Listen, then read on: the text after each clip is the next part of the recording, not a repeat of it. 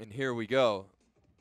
As we said, the lights are set for 14:45 as the Pacers jump out to the front.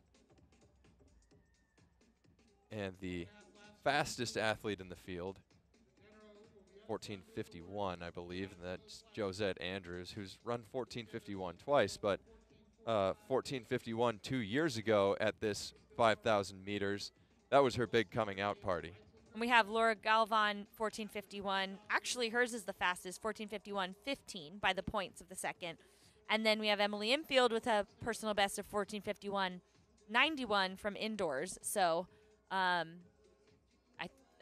know, if these women are in PR shape, that 14:50 barrier would be a big target for them. Emily Infeld's such a tough competitor too. Last year, she's struggled with injuries throughout her career, but always been able to come back right off of an injury and being able to contend right away. Exactly. And, you know, and for her, it was a pretty major injury that or a surgery that she had to have for her hip. And she's been very open about the kind of recovery process. But in the, you know, kind of mechanically, her running just seems to be really coming together. There's a lot of kind of like the smoothness and kind of like effortlessness of her stride has really come back, and it's exciting to see that power. And I'm excited, as I said earlier, I'm excited to see how that translates into her racing this season. Absolutely. And 14:45 pace, that's 70.8 that we're looking for here per lap. So 71 for that second lap. First 200 is 34.5. Michaela DeGennaro is the pacer for this. And we have Whitney Orton Morgan, a tailor-made athlete coached by Diljit Taylor, in that second position, leading the group. And then never far from the front, you've got Laura Galvan up there as well. There were supposed to be two pacers. Originally, it was going to be both DeGennaro and Danny Jones pacing, hopefully through the 3K. It is now just one pacer, Michaela DeGennaro, and we'll see how far into the race she's willing to pace. So Whitney Orton Morgan up front, and then Jessica Judd behind her in the Hoka kit, and then to the outside, that's Laura Galvan in the other Hoka kit. And then Melissa Courtney Bryant, a British athlete, and then Josette Andrews, who won the 1500 last week at the Penn Relays. So similar to the perhaps the steeple would be the best example. The kind of main players are up near the front. We'll see how the race unfolds. And now, yeah, we're getting a look at the pacer out front here, but here's the pack. And it's strung out on the pace. We've got Josette Andrews in the 5th position there in the green top. And this is her first year as an On Athletics Club athlete. Just joined Dathan's squad in Boulder there. And on her outside shoulder is Ellie Hennis, who we want to look for after that amazing 30:48 performance. And last year in this race, Ellie Hennis ran 15:07, I believe, with one shoe for the majority of the second half of the race. It's wild.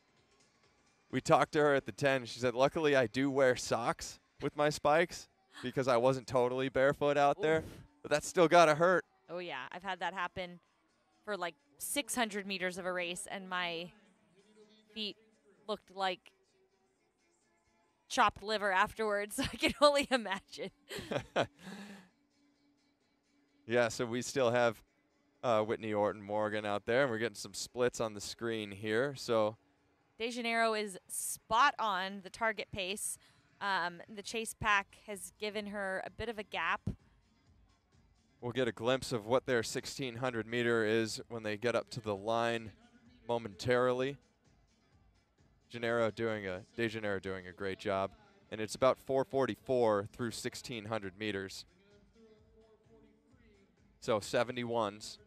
And I believe DeGennaro has now stopped. So for the last 2 miles of the race, it will be up to the athletes to maintain a strong pace for themselves. And in the 5,000 too, like you were saying, you don't necessarily need to get out right on pace. I think it's better most times for the athletes to be, close to that target pace, but maybe a little bit under it, because you can make up so much time in that last K if you are smart about the early stages.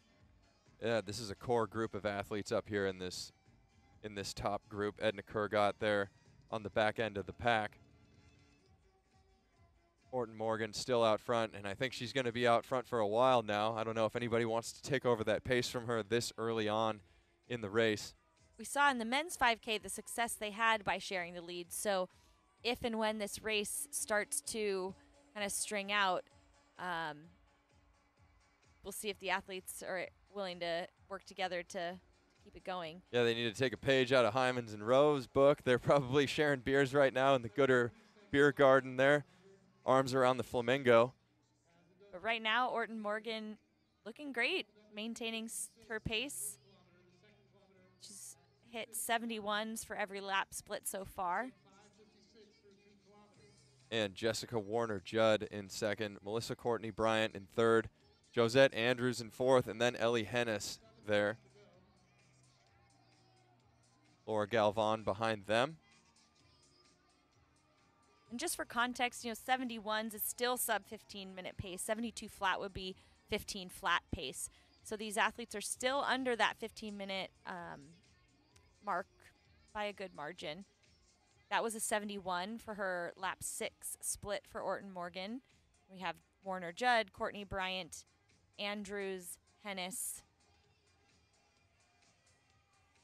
Yep, so Josette Andrews here has made it known that she's going. This is her team's event here. She's made it known that she's going for low 440s, or those in her group have. Word gets out around these places. So these other athletes are jumping on and want to be a part of it as well. Emily Infeld there in that green and white singlet. So we have Orton Morgan, Jessica Judd, or Warner-Judd, Melissa Courtney Bryant, Josette Andrews, Hennis. And then Joselyn Brea there on the outside in the blue. And Infeld is tucked in on the inside in the green. There's a lot of green going on between On and Nike athletes, but right now it's still a lot of athletes all close together up near the front.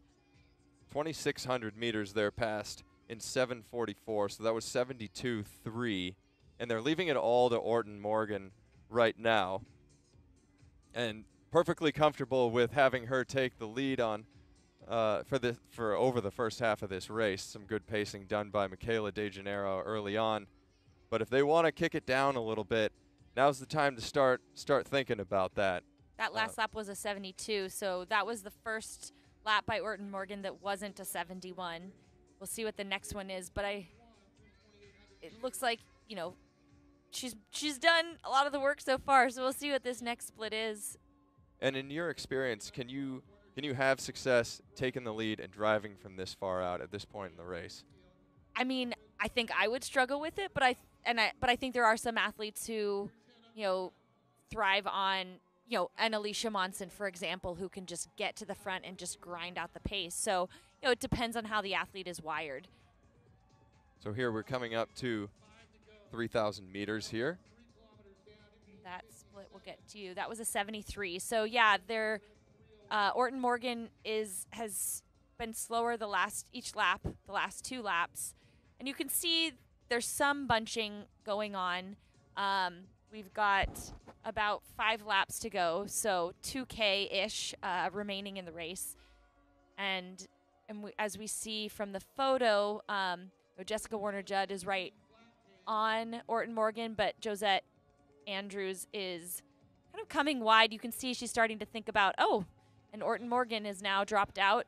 Perhaps she was a pacer, or perhaps she's decided I've had enough. So the red light has been turned on as well on the rails, and that means that is the world standard.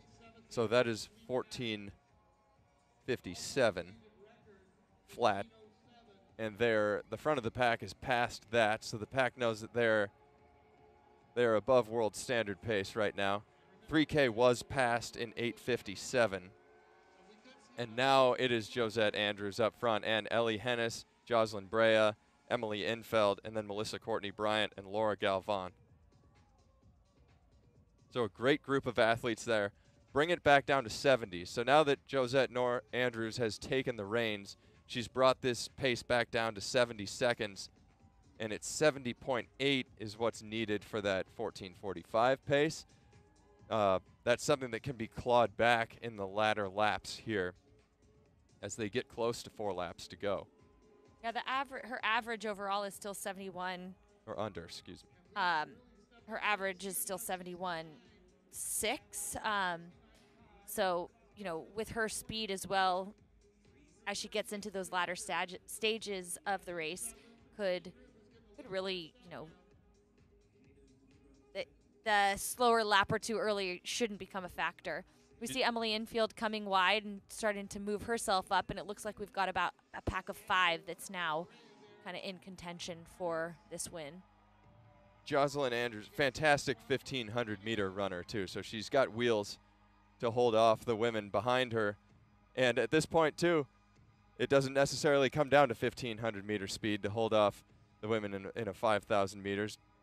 That was a 69 right there for anyone wondering. Emily Infeld hanging tough up there in that 4th position in the front pack.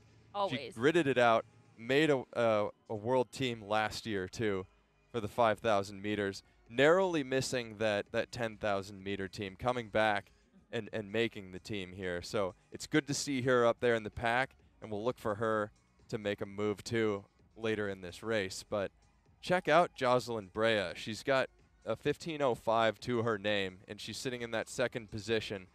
So tucking herself in with the best athletes on the continent right now and trying to make a name for herself. And Emily Infeld moving around Hennis there, trying to get back up on Joselyn Brea because Josette Norris is cranking down the pace. Yeah, that last lap was a 69. As we approach the finish line with about 2 laps to go, we'll see what her split was for this last lap. So that was 4,200 meters there. Under 2 laps to go. 71. So she slowed it back down a bit. And the pack is bunching as much as it can with 5 athletes there. But you can see Laura Galvan in that 3rd position now, inching her way up as well. You said she's a 14:51 athlete and has the best time in the field.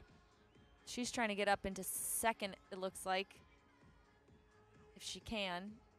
So it's Josette Andrews, and then Joselyn Brea still, and Laura Galvan, Emily Infeld, 4 athletes that seem to be separating themselves at the moment. Ellie Hennis, excuse me, trying to hang on there. But it is still Josette Andrews taking the reins here. And we have, just for those tracking the collegiate record, we have Caitlin Toohey currently in 6th position with an average pace of 71. So she would be she's still running under 15-minute pace, which would be under the collegiate record. Her last lap was a 72. So we'll keep an eye on that. We're inside the bell lap here. Josette Andrews still at the front, and that's Joselyn Brea hanging on. This is a great race for Joselyn Brea. 68 seconds for that last lap, and now Josette Andrews is opening it up. We'll see what she can do over this last lap. She was 13:38.95 at the bell, and she's ratcheting down the pace right now and opening up 10 meters of a gap as she heads into 200 meters to go. A really impressive effort for Josette Andrews, leading the last 2K-ish of the race. Josette Andrews rolling right now, going to the arms, stepping it down. The training in Boulder has done well for her as she gets onto the final straight, and the on lights are lit up behind her. She's running towards the crowd. And a big personal best. We'll see what she can get on the clock. Remember, her personal best is 14:51. What's it going to be? Woo! 14:43. That is a big one for Josette Andrews. And Caitlin Toohey, her second to last lap was a 75, but she still was just around 15-minute pace. I think she's going to be right around this collegiate record. So she's rolling into the finish now. 15:02, she got that collegiate record by about 5 seconds. A new collegiate record here, 15:03.12. She beats Jenny Simpson's mark. One for the Wolfpack there, NC State. And Josette Andrews, 14:43. Personal best for Emily Imfeld, 14:50. For her personal best for Laura Galvan, which means another national record, 14:49. The first Mexican athlete under 14:50 there, 14:49. Joselyn Brea, how about that? 14:47.76 for second place tonight. Coming into this race with a 15:05 to her name. But Josette Andrews, I mean, taking the lead with 5 laps to go, maybe more, just throwing in a 70 and a 69 on lap 9 and lap 10. Slowed it down a tiny bit lap 11 with a 71, but then lap 12 ran a 68, and then the last lap was a 64, closing in a 64.